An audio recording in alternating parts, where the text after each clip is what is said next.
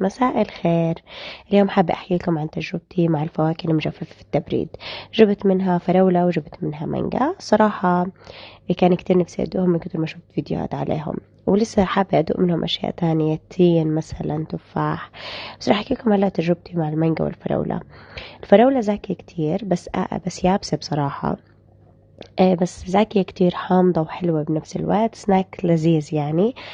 المانجا ما عجبتني المانجا. للشعور الأول تحس إنها زاكية، بعدين فيها هيك طعم مرة غريب وحلو كتير بنفس الوقت. بس هي أطرى من الفراولة. وبس صحتين.